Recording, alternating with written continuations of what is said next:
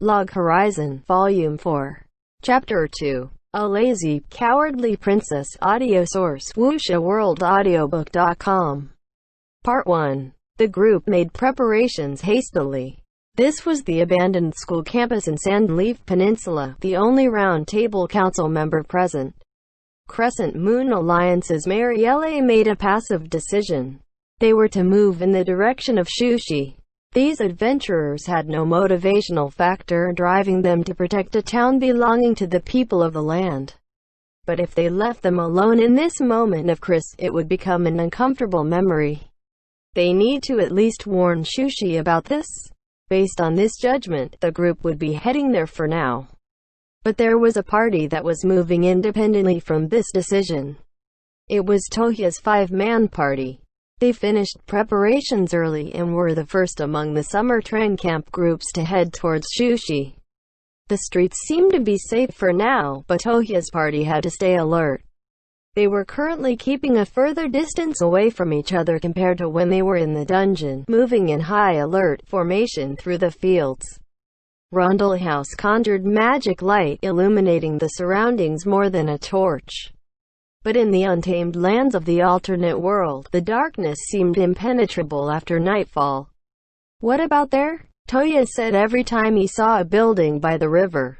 The party would act depending on the situation, either shouting loudly or sending Isuzu to check the buildings alone.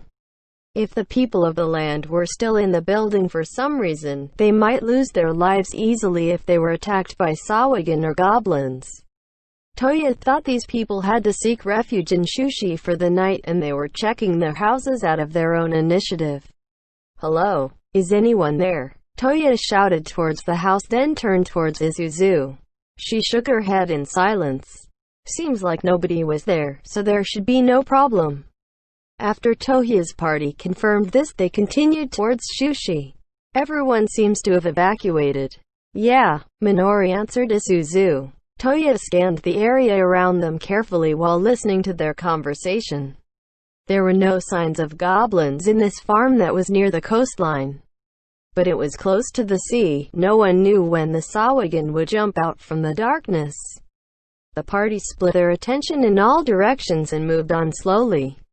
In the evening, Tohya saw countless specks of lights on the hills from the school campus. Understanding the gravity of the situation and steeled himself. They might be involved in battles from now on. Nyana, Naotsugu, and Marielle were conversing in a low voice. There were obvious feelings of fear, but there was a strong sense of nervousness in the air. Tohya crossed his arms and looked at the goblins' congregation in the distance. His sister Minori came over. "Is something wrong with Minori?" Tohya was shocked. From what Tohya knew, Minori had never been so pale as she bit her lips tightly. Minori looked around her, then said to Tohya unhesitatingly, "Let's get ready to go. I think we should head to Shushi. I need to speak to Nyana-san again. Please help me convince everyone." Tohya. Minori turned and left Tohya with these words. Tohya seemed to be driven by the way his sister said these words, and started to gather his comrades. They wanted to be the first among the summer train camp to head for Shushi. If you considered the facts, you could see that this was a highly risky move. The advance party would have a high chance of encountering monsters. He thought some of his comrades would object to this, but unexpectedly, he was able to convince them in a very short time. Only Sarah was a bit hesitant, but she agreed after Isuzu pleaded with her. Speaking of unexpected events, he didn't think that Isuzu would be so supportive of this plan. Tohya was so calm that he surprised himself, accepting the situation with a high level of concentration. He was not doing this solely for Minori's sake. Even if they were people of the land, Tohya could not allow himself to leave the defenseless townsfolk behind. "If we don't do something, the town will be destroyed by the goblins in a blink of an eye." Tohya learned the details about the life in the town from Minori, and thought of Shushi as a kind and open town for the fishermen. Shushi was in Sandleaf Peninsula and was not a fortress city or under the jurisdiction of any nobles. They might be able to form militias, but they wouldn't have military might comparable to an order of knights. But with the influence of Maihama and Sakuba, they had maintained relatively peaceful lives in this fishing town. With the flow of the Sandleaf River nearby, the plains nearby were fertile and relatively flat. The closer the land was to Shushi, the faster they were irrigated. The farm plots were squared and shaped like bricks, with wheat cole crops and some rice growing beautifully in the land. Even in the darkness, Sandleaf with a summer breeze from the sea was a really marvelous place. The members of the summer train camp formed a long line as they walked from the school campus towards Shushi. Some of them banded together by levels, others by guilds, some just walked together with their friends. Even if they were moving at night, these beginners were still adventurers. They cast their own magical light sources and moved tirelessly. Some were riding horses, but it was dangerous as you couldn't see where you were stepping, so most of them preferred to walk. Minori's party was much further ahead from the front of this line. After walking for 30 minutes, Minori suddenly said, "I think we must protect this town." Toya understood her feelings. Toya also wanted to protect and felt they should protect them. But they had no reason to. The town was the residence of the people of the land. They had nothing to do with Minori and Toya. They didn't accept any quests, so they wouldn't receive any items or gold as rewards if they saved the town. It was not a player city, and they didn't really know anyone there, just townsfolk they met for the first time during this train camp. Even though there were no reasons, they still felt an urgent obligation to help. It might be unfathomable, but Toya had this emotion in him, just like a rock in his heart. But because he couldn't find the reason to help, he couldn't describe it well. Maybe his other companions had the same thoughts. Isuzu, Rundlehouse, and Sarah were all deep in thought as they moved. There was a dark feeling of unease in his heart. He could not dismiss this sense of helplessness and confinement. Even if he hated his lack of ability and struggled to leave, his limbs felt like they were immobilized in a nightmare. This feeling of helplessness lingered in the air around Toya's group. "I think that way because we don't have any pressing reason to help, but..." Minori was at a loss for words. Gazing up at the forest on the other end of the mountain, you could see torchlights like needles that were flickering with malice in the dark. "Although it is scary, I don't think we should stop." Isuzu was a little uneasy, but you could feel her determination in her words. Two-thirds of the summer train camp attendees were beginners, and they had various levels among them. Some were between level 20-30, some were even lower. You need to be at least level 20 to battle the goblins. And they could not ascertain the enemy numbers. Nyanta called it a mid-sized splinter group that is responsible for pillaging. Naotsugu estimated there were at most 200 of them. But it was hard to give a good estimate in the dark. There were countless reasons why they shouldn't help. They had no reason to help. What they did have was the emotion of wanting to help. The sound of the waves surrounded Toya's silent moving group. The sea was pitch black. Only the waves that washed ashore could be seen under the moonlight. With the moonlight and the sound of waves in the background, Toya had a stroke of inspiration. "Do we need a reason?" Sarah asked in surprise. "Do we need a reason to help?" After Toya finished, a strange and wonderful silence fell between them. "Even if there is no reason, we can still give them a hand. We are adventurers, right?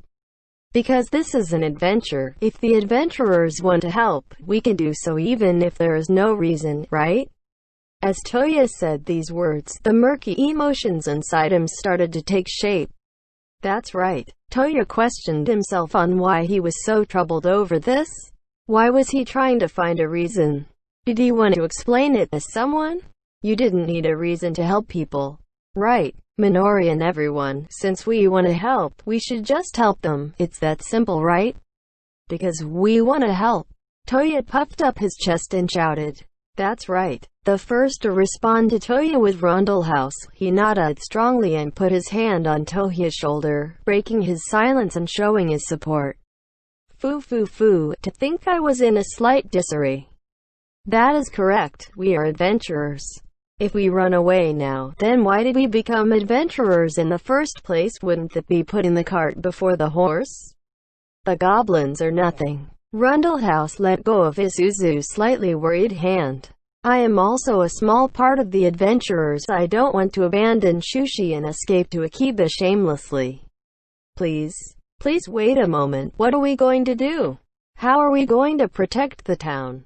They have no walls, and they have twice our numbers. Toya and Rundlehouse were congenial with each other, but Sarah raised an objection in a shrill voice. We will leave this to Minori. Ah? Toya's change of subject made Minori's eyes open wide in astonishment. Toya felt sorry for being unreasonable, but if he didn't push Minori on, his passion would be all a waste. Lighting a fire under Minori was Toya's duty. Toya understood that being rash like this was the best way to go about it. Protect city walls. Impossible. Enemy numbers. Impossible. Minori started mumbling. Her lips moved and said, "What would Shiro-san do?" Toya, who was watching this scene, felt a bit confused as well as an itching feeling of joy. Since his sister started thinking, there was nothing to worry about. 3 steps, 5 steps. With Toya's group's eyes focusing on her, Minori stopped and nodded. I have an idea. There is one way. As expected of my Minori. His sister had a strong sense of responsibility. Toya feared that she would be crushed by the pressure, but he also thought the pressure would become Minori's strength. From what Toya saw, Minori had learned to turn this sense of responsibility into a driving force to push her forward after Joing Log. Horizon. The source should be from her idolization of Shiro. Toya also looked up to Neotsugu the warrior from a man's perspective, so he could understand this. What is the way? Sarah asked Minori gingerly. Miss Minori, I am all ears. Rundlehouse and the troubled Isuzu beside him also gathered by her side. With our numbers we cannot successfully defend Shushi from the goblins.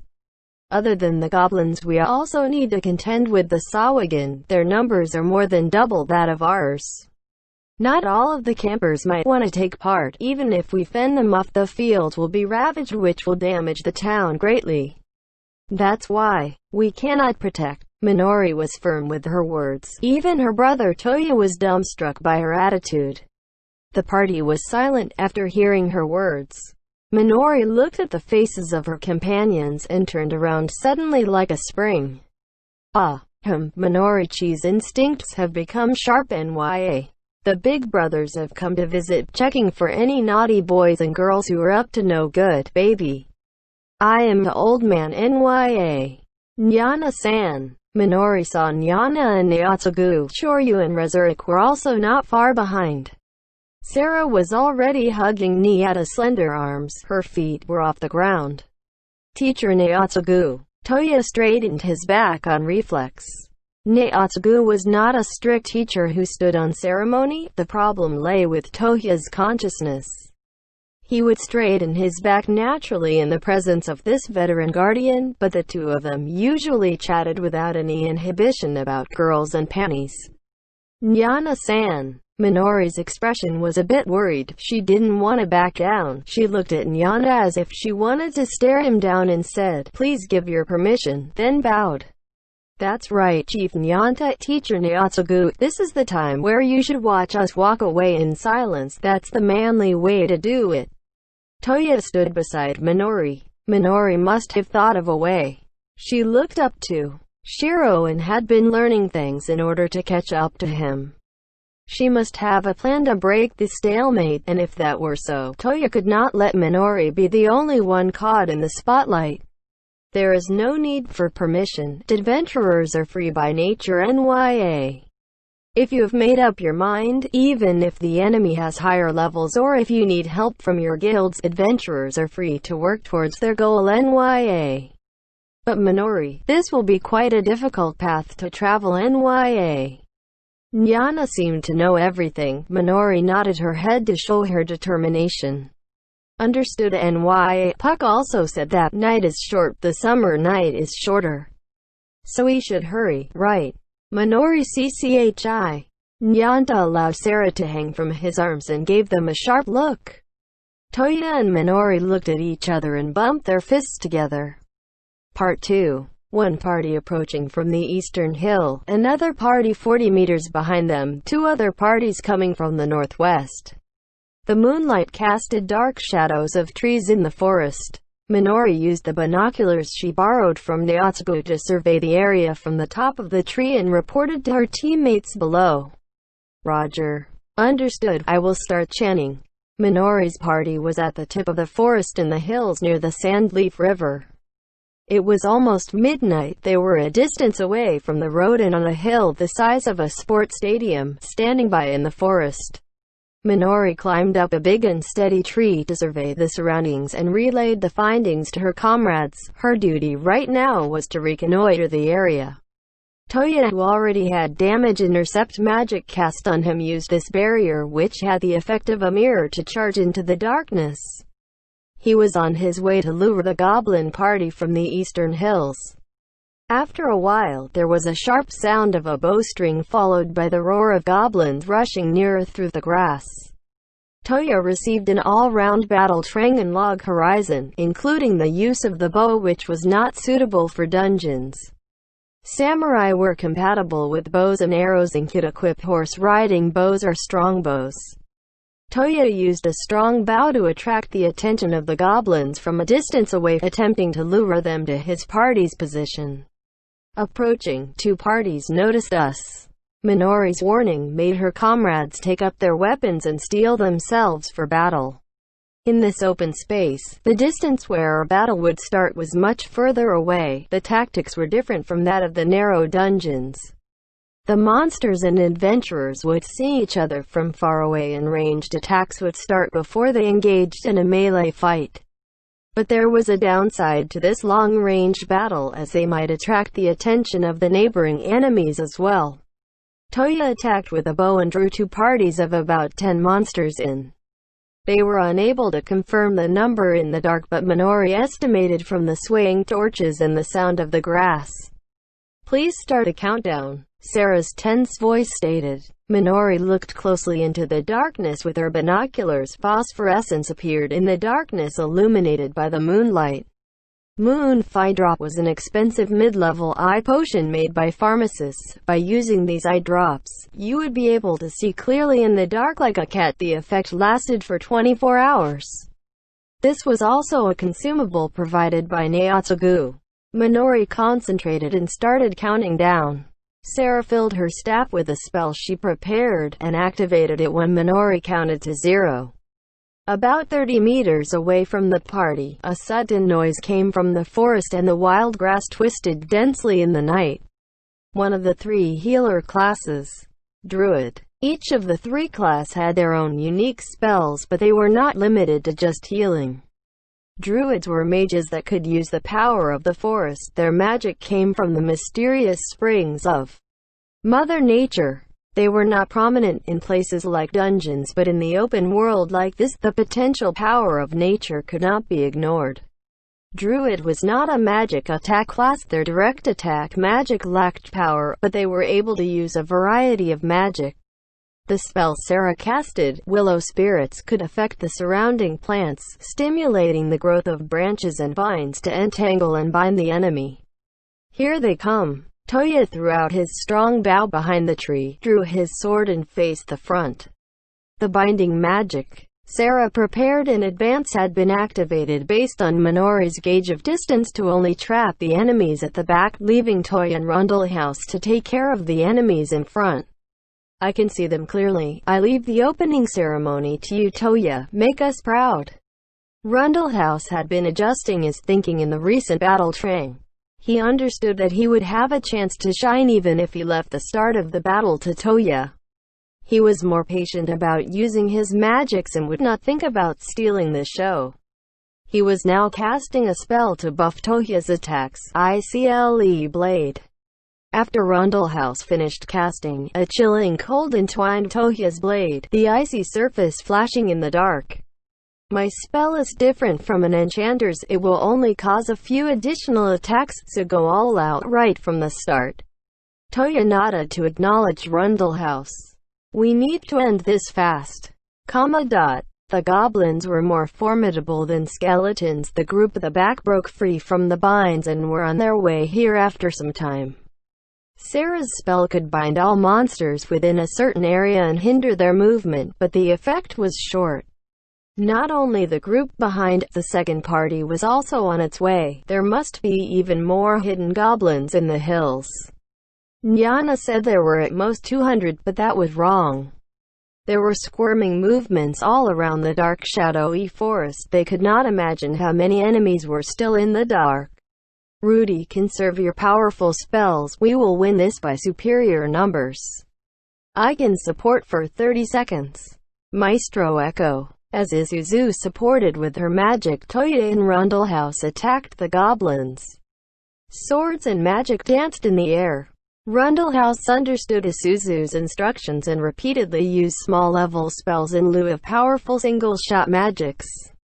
These spells had low damage, but the cast time and cooldown time were short, so it was suitable for consecutive use. Rundlehouse abandoned his powerful spell with a 5-second cast time, opting to use consecutive magic attacks with 1 5-second cast times. The ice and fire he conjured were beautifully echoed by Isuzu singing.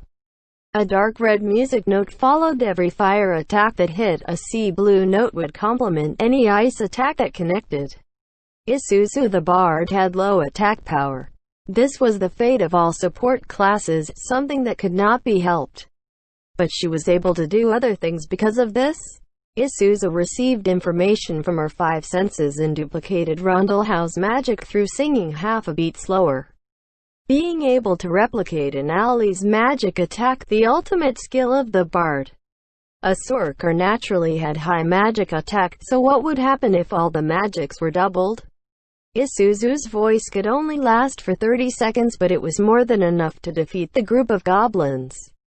Following right after was the second wave of goblins that wounded Toya all over. But Minori's damage intercept spell negated the damage. The remaining wounds were healed through magic. The two healers took turns to heal, and Rundlehouse finished chanting his powerful magic after 5 seconds of chanting. The group successfully took down the 10 goblins. Part 3. It may be difficult, but it is possible to win. Sarah, who was healing Toya, responded, "Don't be careless." Isuzu drank from her bottle and passed it to Rundlehouse, who was readying his shoelaces. Rundlehouse took the bottle and advised Sarah, "Miss Sarah, it is taboo to be careless, but we will lose the chance to take victory if we lack courage." As the 4 of them caught their breath, Minori was fighting with a folded map. This was given to her by Shiro at the beginning of train camp, as he said, although I don't think it is necessary. It was a map centered around Sandleaf Peninsula, with details of the abandoned capital Eastal, Sakubra and other cities drawn finely on it. Even with their enhanced night vision, it was hard to make out the contents of the map. She hid among the grasses where the light would not leak out and conjured Bug's light. Yes, we are fine. We are resting for now, heading towards north-northwest, correct? Okay, about 3 kilometers. Roger, please ask Nyana-san and the rest to take care too. Sarah sounded like she was communicating through telepathy. Minori's choice of tactics was pure and simple. They were going to infiltrate and attack the goblin pillaging group in the forest on the hill. Since they could not completely protect the town, they had to take the initiative to attack and make use of the forest the goblins were hiding in to hold night strikes. There was no need to destroy all of their forces. Goblins were different from skeletons. They might be evil, but they were still demi-humans. If you gave them a big enough blow, it would sap their morale and make them flee. In the process of protecting the village, if they could reduce the numbers of attackers in advance, the defenders would have an easier job. The strategy seemed so barbaric and looked desperate, but it was working more smoothly than imagined. Minori only had a rough plan in mind, but it was thanks to Nyana and Naotsugu fine-tuning the details and lending them items that it was going so smoothly. And Nyata's group was taking part in the operation as well. Nyata, Naotsugu, Shoryu, and Rezurik headed straight to the center of the goblins' pillaging group. They lured in the goblins at the heart of the zone and proceed to pick them off one by one. Minori's group was on standby to the south of them to deal with any escaping goblins or isolated parties. They had been executing this battle plan for 2 hours. Minori's party defeated about 20 goblins during this period. The parties of 5-6 goblins were easy to handle, but the solitary goblins were unpredictable. It was hard to tell what they were trying to do. They did not have permission from the supervisor, Crescent Moon Alliance's Marielle, to engage the army, so they were acting out of line. Although Minori felt guilty about this, she tried not to think too deeply about it. She felt she deserved the fierce lecture from Marielle when she reported in through telepathy. There was a need for most of the defending forces to be stationed at Shushi to make this battle plan work. The smaller the number of guerrilla forces, the more the impact and confusion they would create. This would balance out the difference in numbers between the goblins and the defending forces and improve the chances of the goblins giving up the attack. Marielle was not convinced by Minori, but she ended with the words, "Really, if you act recklessly, I won't forgive you, okay?" Minori thought she was willing to forgive her actions. Just a guess, but it should be correct. We seem to have taken out all the surrounding enemies. Shall we move? Isuzu substituted for Minori and surveyed the area with the binoculars. Towards the southwest direction. They are amazing, moving so stealthily. Isuzu sounded impressed as she reported in. The party Nyana and the others made on the spot was built around Nyatsugu and Rezurik, with the two swashbucklers Nyana and Shoryu as the main damage dealers. Swashbucklers used their high attack speed to build up damage on the enemy. The two of them didn't have flashy or loud explosive spells like sorcerers. They were able to deal consecutive area attacks on the enemy, displaying their terrifying skills in guerrilla warfare in the forest. Head northwest 3 kilometers to the top of the mountain ridge. Destination will be the abandoned shrine we visited. We should avoid the forest trail. This route would lead down the valley, but they could make it to the other side of the ridge. What should we do, Minori? Minori kept the map with everyone's eyes on her and nodded. We go down the valley to the west, then head northwest. Stay alert. The group moved as planned. Minori received periodic reports from Nyana and relayed them to Marielle. Was Marielle discussing this with the people of the land? Had the other campers returned to Akiba with call of home? No, there must be some who stayed behind to defend Shushi. Minori walked in the darkness, a sense of unease and futility filled her heart. They were just engaging a small part of the goblin army. Minori did not know the details, but Nyana spoke of a large tribe of goblins to the north. They even reached the ruined capital Eastal, which was the start of this incident. In other words, they were just fighting the tip of the iceberg of the goblin army, a splinter group of unregulated goblins. When she thought of this, she felt a sense of emptiness. Would fending off this pillaging group just be delaying the inevitable? Minori could not stop her doubts from forming like rain clouds. It is dangerous to battle at night. Toya, who was leading the group, said, "The silver flash when I draw my blade is blinding even with my enhanced vision. We need to be wary of mud and roots to keep our balance. My heart is beating fast. The stench of the blood and gore stinks, but..." Toya didn't turn around. He remained focused and bashed a path through the vegetation as he made his way down the valley. "But I will do my best. I will just do my part to help." Toya's voice was like a torch burning in the darkness. Minori lifted her gaze. She watched the back of her brother. Toya had the strong feeling that he must protect and help. This was a strength Minori did not have. Toya's determination was both simple and straightforward. His speed was fast enough to leave any doubts and confusion behind. "Yeah, that will be enough." Isuzu was the first to nod in agreement. As I suspected, the free-spirited Isuzu was actually agreeing with this. Seemed like Minori's prediction was correct. Isuzu had been hesitant before the battle and had been concerned about Rundlehouse safety. Since that was the case, they could not afford to lose. Because Rundle House was also Minori's comrade. In order to protect his secret, in order to help her comrade, they had to make it through. Why are you saying this? Toya, Mrs. Suzu, isn't it obvious that we need to help these people since we are adventurers? I'm doing this because I want to be an amazing adventurer. Rundle House said spiritedly. Toya agreed in a loud voice. Minori's duty was to protect this silly but adorable group. Damage interception spells were not healing magic. And from Minori's point of view, it was not really magic. This was a promise to protect her friends. Since they would be fighting on the same battlefield, she wanted to protect everyone and to shoulder any Chris. She didn't even want them to feel the pain of being hit. That was her ability and will as a Kanagi. I am still too green. I am not strong enough to help meaningfully. She thought in her heart.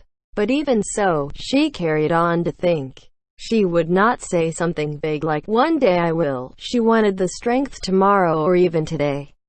For this reason she faced the darkness without fear. Halt. Isuzu's voice pulled Minori back to reality. Isuzu squinted at the mountain ridge. There was only a pitch-dark forest ahead, but bards seemed to be more sensitive in detecting movements in the dark. She signaled with her hand and moved ahead to scout. It's a demonic beast. Not sure what type, but there are goblins riding on giant canine creatures. Isuzu reported softly. The wind blowing through the hill would not bring their voices and scents to the mountain ridge, so they had the advantage. But the enemy had the higher ground, so the terrain was in their favor. There are 3 demonic beasts and 3 goblins. Dire wolves. They are strong enemies, Minori said quietly. She only had elementary knowledge she learned from Shiro. Dire wolves were big feral wolves, but they were not wild animals. They were monsters driven insane by magic and the power of the moon, twice as strong as normal wolves. Any weaknesses? Not many, but for this situation. Bright light and loud noises, but that will only work once. Minori answered Rundle House curtly, but no one was hesitating. Even if they were not backing down. Let's do this. Rudy Ni, please be our main striker. Let's protect Rudy Ni and win this one. Minori cast a barrier on him too. Please coordinate attacks with Rudy Ni, Isuzu Ne. Toya had the support of the group, and they turned their attention to the ridge. The moon was high in the sky. The long night was just beginning. Part 4. Night fell in the ancient palace of eternal ice. A meeting for interested parties was held in the brooding atmosphere. It was not meant to be a compulsory meeting, but almost all the nobles and advisors for the League of Freedom Towns Eastal and all 3 ambassadors from the Round Table Council were present. So it was as good as the grand meeting that was planned for the second half of the 10-day event. A meeting with many attendees was usually a noisy place with people fidgeting and coughing. But today no one was making any noise, as if they were afraid of triggering something. The topic was the security situation in the Yamato archipelago. The proposer for this meeting was Baron Cranedit of Utsurugi Shrine City. The Baron did not start this out of his own initiative, but because he was unable to withstand the pressure of the situation, which was obvious to everyone. Baron Cranedit, who was chairing the meeting as its proposer, was acting so awkward that it was painful to watch, fidgeting with his beard and wiping off cold sweat under Shiro's stare. Even if you say that. Fu. The meeting was going in circles when it got to the main point. They had not made any progress. The goblin army that appeared in the Yamato archipelago came from the fortress 7 Falls.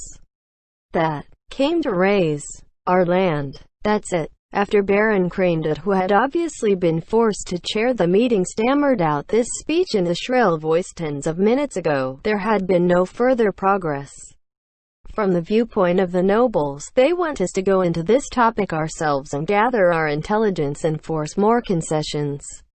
Or they are trying to guilt-trip us for not attacking 7 Falls in the first place. Shiro observed the nobles as he thought. The lords had looks of fear, despair, anger, and pleading on their faces. Their attitude was full of unease. Marquis Kiriva from Tsukuba couldn't seem to sit still, occasionally glaring at the Round Table Council members. Tsukuba and Maihama are the closest cities to the Goblin Army, the front line of this war. Compared to the biggest city Maihama in the east, Tsukuba is weak and its walls are fragile. I remember they are focused on the study of magic and sages, so they must hold a grudge against us. Cough. And so, the League of Freedom Towns Eastal is facing a great crisis. The Demi-human attacks are the most disastrous thing in history. Regarding this, Baron Crane pushed the meeting forward with his dull words, but there was numerous chatter breaking out in the room, the lords conversing with their advisors and their neighboring nobles. Their voices were so low you could not make out what they were saying, but combined together it gave an air of commotion. Looking to one side, he saw Mishitaka shrugging. The meeting was out in order, but with the future of the Round Table Council at stake, they could not give too much ground right now. May I ask, does anyone know the whereabouts of the Knights of Izumo? Shiro had no choice but to ask this way, and he seemed to have poured cold water over the room. Some of the nobles stared at Shiro with wide eyes and gaping mouths. What is this reaction? Do the people of the land think we are monkeys that cannot think? I guess this can't be helped. We were looking down on the people of the land and treating them like NPCs not too long ago, so that makes us even, but seems like the Knights of Izumo will not be deploying. From their reaction, they seem to be engaged in another crusade. Or is there a deeper reason? The Knights of Izumo are the guardian angels of Yamato. We cannot trouble them to intervene in this fight. Moving on, may I ask the members of the Round Table Council present why Akiba is not intervening in the face of this grand crisis of Yamato? I have heard the elite order of knights led by Lord Krusty is mighty and strong. Is the Round Table Council not deploying troops for this incident? I don't think this meeting is to question what Akiba thinks, but to ascertain what all the nobles of the League want, correct? The decision of the Round Table Council is to gather more information about this incident. Mishitaka scratched his head and said nonchalantly, since they were attending the meeting, they did not mind being asked to express their views. But it was irritating if it was used to steer the conversation off topic. That was the attitude Mishitaka was showing. I heard the Knights of Akiba have never failed before. A skinny and tall noble whose name he couldn't remember added in a loud voice. I don't know where you heard that rumor from, but the Round Table Council and Akiba do not have a regular military force or order of knights. Shiro shrugged helplessly. He finally understood that battle power was judged in units of order of knights. This seemed to be the case among the people of the land. The Order of Knights did not refer to elite soldiers who rode on horses but meant professional soldiers. It was correct to equate Order of Knights to ever-ready military force. There were almost no mercenaries in this world. Militias made up of normal civilians could only be seen when farmers defended themselves. Part of the reason was that the nobles were not happy with the existence of armed civilians. In other words, Order of Knights was the only way nobles could understand a military unit. But even if that were the case, Shiro didn't think Akiba need to accommodate their way of doing things. Then what is the use of adventurers? Marquis Kiriva said rudely with bloodshot eyes, making Mishitaka retort. What is the use of adventurers? What is the meaning of this? What else could it mean? Adventurer's ability is a gift from the gods. You have the obligation to save this land. I never heard anything like this before. What baffling words. Immortality. You have such powers, and you want to forsake your duty to this world? Shameless, why are you so arrogant when you have such abilities? Bullshit. Mishitaka's thundering roar shook the air in the whole room. Shiro's group had been collecting data, discussing about the loss of memories before the meeting and also the possibility of sending out an expedition force. It was a frightening experience to lose your memories. Losing the memories of the real world meant losing your home and being lost in this alternate world, making the feelings of unease more intense. But they could not avoid living their lives in this world. This was a clear concept. For adventurers like Shiro, even death didn't mean the end. Although they had no idea how long this would continue. But they only carried on living this never-ending life. Even if they could avoid sending forces to attack the Goblin army, they would inevitably be involved in war one day. The Round Table Council had the consensus that since war was inevitable, they were fine with fighting against the Goblin King too. They had already come out with a war plan to win this fight, and the Round Table Council was aware of this when they delegated the decision to the 3 ambassadors. But it would be troubling if they let the nobles manipulate them so easily. Shiro expressed that providing military aid so readily would leave a scar on the Round Table Council, Akiba, and the League of Freedom Towns Eastal. They didn't mind working with the people of the land, but they must go through due process. The 3 of them had specific roles in the meeting tonight. Shiro would be supportive of the Round Table Council sending forces, luring them to cough up information. Mishitaka would be against the provision of military aid, baiting them to give concessions. Krusty would be responsible for making the final decision.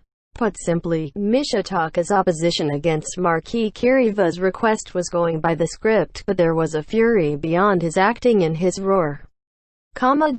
Because we are immortals and there is no risk, so we must work? Of course we will be angry if you put it that way. For adventurers who knew about the loss of memory, these words were taboo. Of course Mishitaka was furious. The arrogance that the strong have against the weak. No, don't laugh, we might be acting arrogantly without knowing it. We are not nobles of the League of Freedom Towns Eastal because we did not go through the joining ceremony. Isn't that why we were not invited to yesterday's meeting? Mishitaka stared at the crowd with a fierce look in his eyes. Akatsuki found out about the secret meeting the lords and nobles held last night. Because of the effort of the noble spies, she was unable to find out the contents of that meeting. But the content could be deduced from the current meeting. There is nothing wrong since we have not been bestowed with any titles through the ceremony.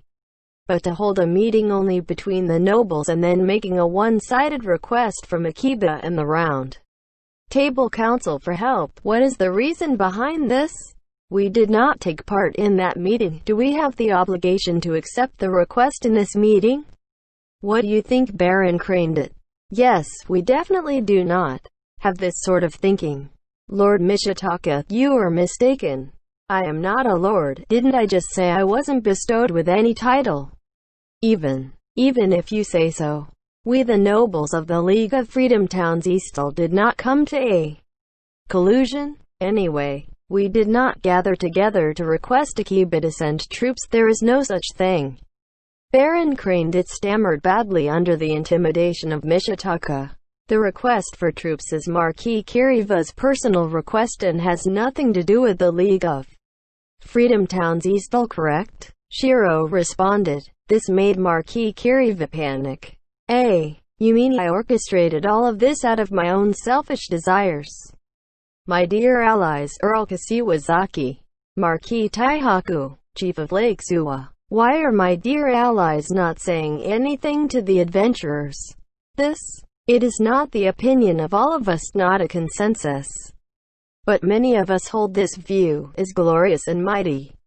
Akiba fine with Yamato falling into Chris. A middle-aged fat noble pressed Mishitaka relentlessly. We are not cats or dogs. Because you can't die, so go take care of the goblins, is that it? If we try to convince our people to go to war with this reason, how can we earn the trust of the citizens? Shiro restrained the passionate Mishitaka and let him sit down. Shiro didn't mind Mishitaka opposing loudly out of his duty, but if he lost control of his emotions and leaked the fact about the memory loss to the people of the land, things could get complicated. Yeah, this is going to be troublesome. Shiro thought the current situation was a bit of a failure. Marquis Kiriva and Mishitaka's hostility was forcing this into a stalemate. Shiro did not mind sending an expedition force to help them. No, he thought that it was inevitable that they need to help. He needed to find a common ground for both parties to work on, but the meeting was breaking up before he could do that, and it was hard to interject his opinions at this stage. We want to bait them into giving concessions, but we did not decide on what kinds of concessions to work for. That is a failure. Examples would be financial or economic aid, or signing a contract. No matter what, attending this meeting without a goal is a mistake. The meeting was frozen under this heavy atmosphere. Even Duke Sargent was unable to speak in this situation. As Shiro attempted to break the stalemate after thinking for a while, the meeting room door opened suddenly. Coming in along with a breeze of wind was a beautiful princess. It was Rhaenyra, wearing a dress the color of dawn with her hair coiled up. Part 5. Rhaenyra was regretting this. She had been regretting nonstop since a moment ago. Those who were familiar with how Rhaenyra actually was would be moved to tears seeing how hard-working she was at regretting. Regretting was an unproductive action, so it could not be described as hard-working, but let's ignore that for now. Rhaenyra did not have any energy to spare with the details today. The hall was bigger than Rhaenyra imagined. Rhaenyra had been eavesdropping on the other side of the door for a while. As she came from a clan of dukedom, she could not do such lowly things as eavesdropping. She also lacked the skill. The one doing it was Alyssa. She seemed to be driven by the procession of the meeting as she barged in. Her legs were trembling and her heart was beating fast. Rhaenyra was a daughter of a noble family, so she was used to smiling and dancing gracefully under the eyes of the crowd. But this was her first time appearing in a political setting, and there was no plan for her to ever attend one. League of Freedom Towns Eastall was heavily influenced by the culture of nobility, and women would not be seen as independent in ties, even more so for single ladies. No woman had ever been given permission to express her views in such a setting, and there wouldn't be any in the future as well. Rhaenyra had been educated to be an ideal, virtuous, and low-profile lady, so she knew this very well, and was fearful of her colossal actions. But a certain emotion in Rhaenyra's heart was pushing her on, to stand up on her own away from the shelter of her parents or knights. Rhaenyra, who in her heart was dripping with cold sweat, was on the surface moving elegantly into the meeting room. She is still as beautiful. It's Duke Corwin's granddaughter, Lady Rhaenyra. Just like a fairy dancing on the surface of a lake under the moonlight. It was not only the nobles, there were also many advisors and knights in the meeting room as well. Many of them had been mesmerized by Rhaenyra when she debuted that night. Some of them had looks of curiosity and even lust. The smooth contours of her face and her delicate face, sorrowful eyes, clear bridge of her nose, and her hair like silver strands coiled high up in a bun. A beautiful line that extended from her slender neck down to her collarbone complemented her gown wonderfully. She had a thin figure with alluring curves. There should be no objections in calling her a first-class beauty in the League of Freedom Towns Eastall. If you married her, you would be part of the Corwin family, one of the two most prestigious clans in all of Yamato. So it was not only gazes of adoration and love, she also attracted attention of ambitious suitors. The table in the meeting room was arranged in a U-shape. The one seated at the center at the deep end of the room was Baron Cranewood, who was chairing the meeting. Beside him was her grandfather, Duke Sargent. In Rhaenyra's eyes, her grandfather appeared more strict and terrifying than normal. She prayed that he would not fuss over this too much today and walked to the middle of the room and gave a curtsy, the traditional greeting. First to the front, then to the east and finally to the west. She had stopped thinking. Her brain seemed to be stuffed with cotton, unable to think of anything. She was just moving gracefully like a puppet from her years of training as she greeted the nobles. The real Rhaenyra seemed to be watching this scene as if it had nothing to do with her, trembling and hiding deep in her heart, panicking and holding an imaginary pillow over her head. But as she straightened herself and raised her gaze, she looked straight into the eyes of her target. They had been meeting almost every day for the past week and acted contrary to the customs of the nobles, a scornful, brawny man who appeared polite on the outside. a monster that could read minds. Looked like a veteran knight on the surface, but was actually an expert of sarcasm on the inside. The Senate leader of the Round Table Council. Crusty. With a huge body from Rhaenicia's view on, he was wrapped in a black attire with few decorations. He was calm as usual even in this hapless meeting, hiding his eyes behind his square glasses with a hint of a smile on his lips, an expression of mischief. Rhaenyra stared intensely at Crusty. Crusty was also looking at Rhaenyra, and he said in a low voice with his mouth barely moving, "Not thinking of being a lazy bum today? That's obvious. Of course I want to. Rhaenyra wanted to return immediately to her comfortable bedroom, change into her slightly stretched but very comfortable flannel pajamas and roll around on her bed. She wanted to sleep until noon and not talk to anyone, get up slowly and eat lunch before washing her face, then go back to sleep again. That's why she was looking straight at Crusty. She had no spare energy to smile elegantly like a noble lady. Clenching her teeth, her lips closed tight, she was staring at Crusty with this uncouth expression. Rhaenyra could feel the displeasure of Alyssa behind her, but she had no time to mind the details as she continued to stare at Crusty. A commotion started in the meeting room. What was this sudden intrusion all about? The nobles thought this could be the arrangement of Duke Sargeant, but they could not help asking quietly, "Rhaenyra, Crusty-sama." Rhaenyra interrupted her grandfather without even looking at his word and spoke to Crusty. She prayed in her heart for her voice not to tremble. Even if she had a feeling that there was no turning back, she still disregarded everything and made a request to Crusty. "This is not a man, he is a monster, a monster." Rhaenyra, who was shaking in her heart, recalled the calm and steady demeanor of Crusty. She didn't have any intimate contact with him in all their peaceful times together. She remembered he had never told her any gentle words, and his godlike observation powers. Recalling his kind actions and words as well as his fake exterior, he made sure everything looked fine on the surface and made necessary arrangements. She and Crusty were accomplices in this. They had worked together to lie to everyone in the League of Freedom Towns East all this past week, using their kind smiles and gentle actions to hide the truth about them, obscuring their laziness and mischief, protecting their little secret. That's right. I probably trust in the dishonesty of this man, trust in the lies of this con man, believe that he can see through me and help me in this ridiculous joke. Please go on, Rhaenyra-sama.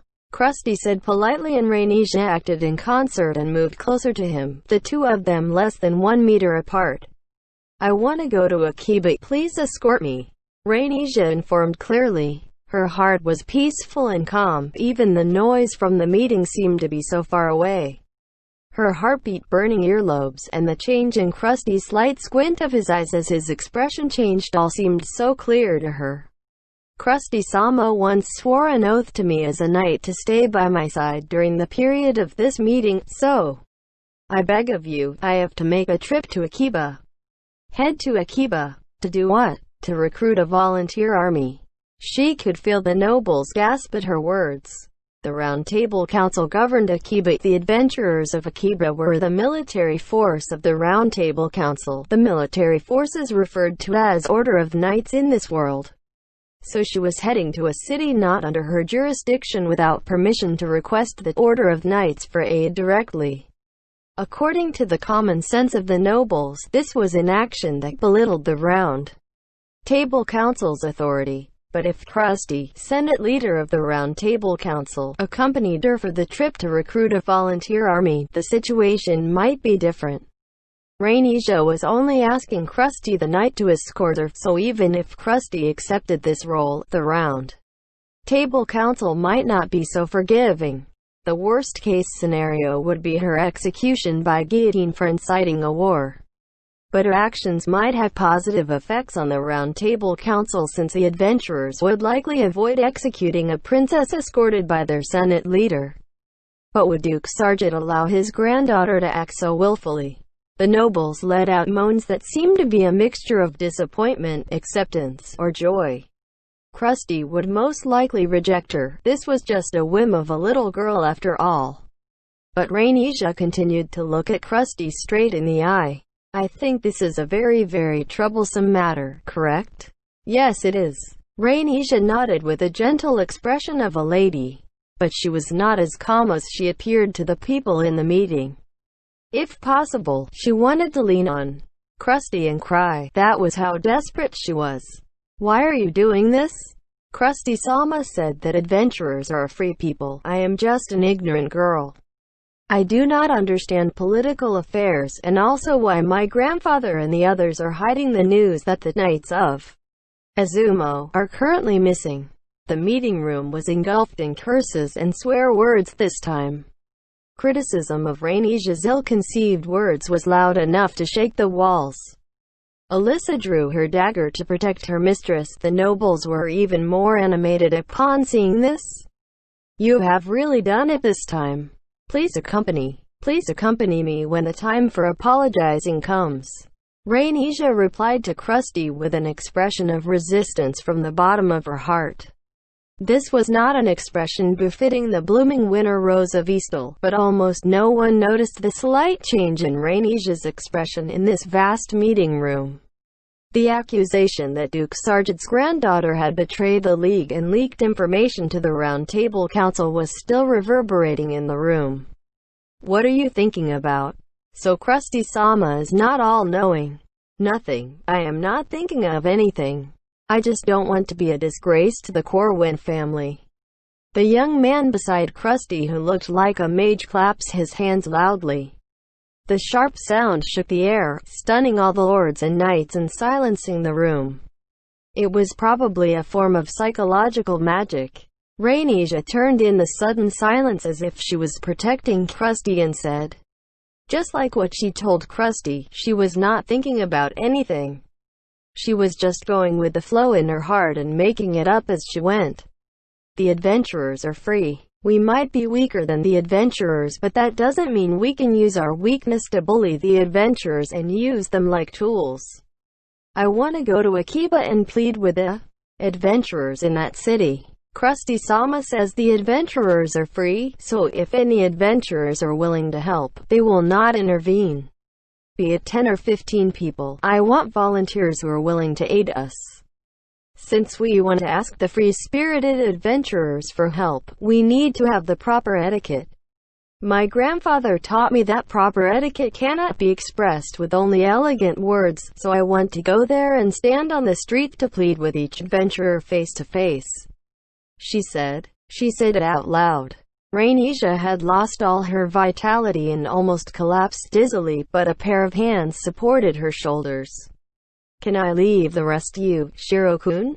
Allow me to reject. It will be a shame if I miss this. Then let's leave it to Mishitaka Dono. The light-headed Rainisha felt the conversation seemed to be coming from far away. There was a sharp sound of a flute, and there was an uproar in the meeting room. This was followed by a rush of footsteps and the voices of angry arguments. Rainisha moved as if she was guided by her partner in a dance, and she was in the open balcony with the gentle night breeze before she knew it. She turned her head and saw the meeting room in chaos and a few knights rushing after her. The one leading the knights was her respected and stern grandfather. Will you be going there? Her mind was confused and unable to think about anything, but her grandfather's voice was like Xing letters in the clear night sky going straight into her mind. She nodded to acknowledge and seemed to feel her grandfather's smile, but that was probably her imagination. She only held on to this thought for an instant. A horrifying winged beast, a griffin, glided in with the rising air. Rainisha was lifted off her feet like luggage before she could scream. Please excuse my impudence. This leisurely voice came from the warrior Krusty. He held her with his strong arms and jumped onto the back of the griffin with the power of his legs. You will be fine if you hold on tight. Rainisha might have fainted if his voice was not so casual. The griffin took off into the starry night sky with the two of them on it. The griffin with a young mage and a girl with black hair flew beside them. Her grandfather and the nobles meeting were left behind. Rhaenyra held on to Krusty's chest tightly to avoid her gown from being blown away. And so the whim of Rhaenyra caused her to tumble down an endless slope. Part 6. WuxaWorldAudio.com. What are you laughing about, my lord? Akatsuki twisted in Shiro's arms and looked him in the eyes. Shiro had been snickering for a while now, making a foo-foo-foo sound deep in his throat.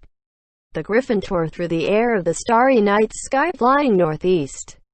They could reach Akiba within minutes at this speed. A journey that took a few hours by horse only took about 20 minutes by the flying griffin. Nothing. I just find this very amusing. Him? Shiro was laughing happily. This is the first time I have seen Krusty-san make that face, even though he tried to conceal it. But he totally caved in back there. This is really soothing. My lord, you are still bearing a grudge about the dance? No way. Well, maybe. Shiro replied to Akatsuki, who was completely in his arms. And that princess is very daring to pull that move at that time. Etiquette. I have never thought of that, but she saved the League of Freedom Town's Eastall that was trapped in a dead end. No matter what others may say, she did this to save the League, and she succeed. League of Freedom Town's Eastall need the military might of the Round Table Council. Shiro did not know why the Knights of Izumo were not deploying, but the adventurers would need to join the fray. It would be a long battle of attrition if they failed. This might create some vacancies among the 24 members of the League of Freedom Town's Eastall. To avoid that, the League of Freedom Town's Eastall need to pull the Round Table Council and the adventurers to the battlefield no matter what concessions they had to give. But there was a major misunderstanding on their part. The Round Table Council was a governing body that administrated the function of the city, but they did not rule over Akiba. The adventurers were free individuals. The guilds and individuals were not restricted in any way. This concept was an unspoken rule in Akiba. For players like Shiro who viewed Elder Tales as a game, this was something obvious and not worth mentioning. If Akiba was riddled with rules and bound the freedom of the adventurers, it would create undue stress among the adventurers.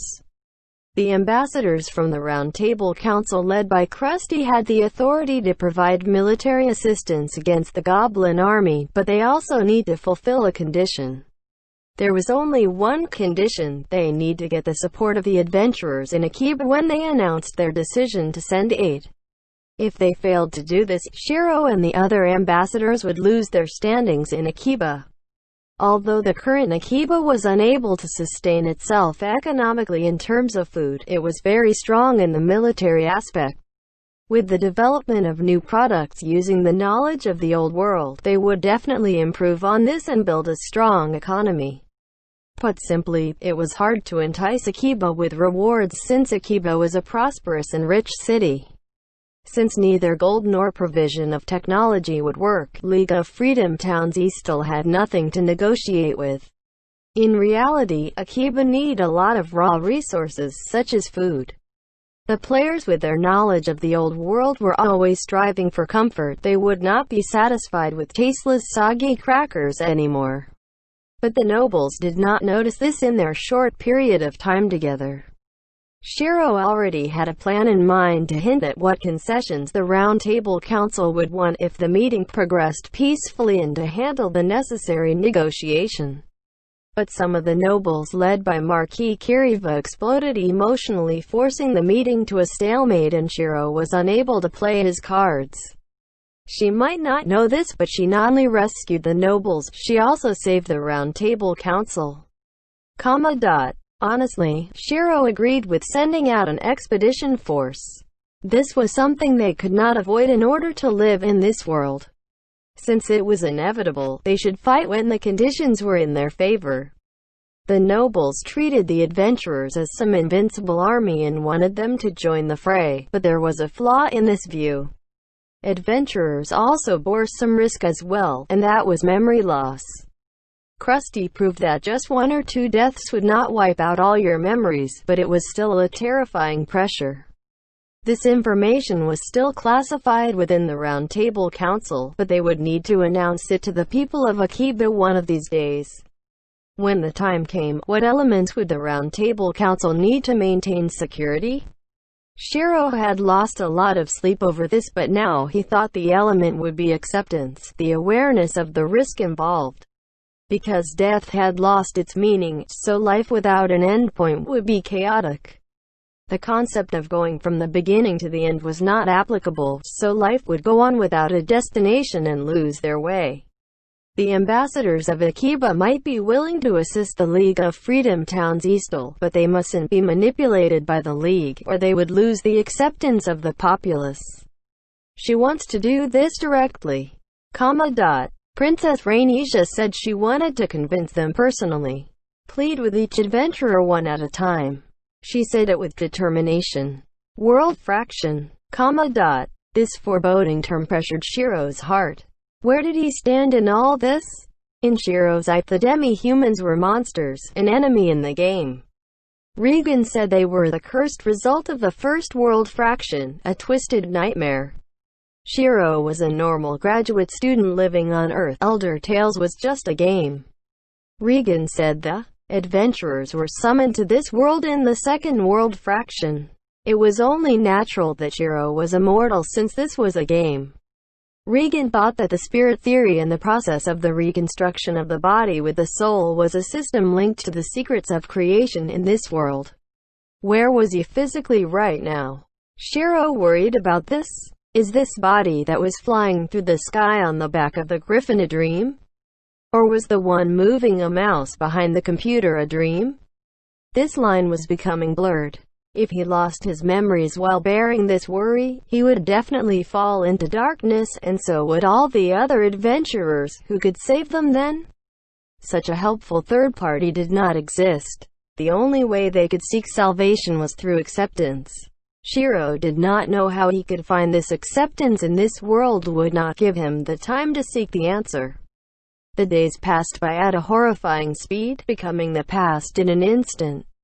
The adventurers probably had a long and winding road ahead of them. No, they definitely had to journey on this long and winding road, and Princess Rainesia said, "We need to have the proper etiquette. I have to say Krusty-san handled this smoothly." Akatsuki buried her face in Shiro's chest as if she were cold, and Shiro hugged her close to protect her with a gentle expression on his face. Marquis Kiriva's emotions erupted and sealed the retreat route of the Round Table Council. He was treating the adventurers as equipment to be used, killing off the chance for Shiro to send aid even if he wanted to. If they agreed to help while facing such intimidation, it would hurt the pride of the adventurers in Akiba, and the Round Table Council would also lose its trust. "My lord, we have reached Akiba." "Right. It will be another battlefield, right?" "It probably will be." In this alternate world, night represented darkness. Below her was the pitch-black land. The sky, decorated with Ashing stars, was maybe brighter than the ground. Shiro did not have a watch. He thought it was after midnight, but Akiba was still awake. Shiro contacted the Round Table Council to make preparations when the Griffin just started flying off.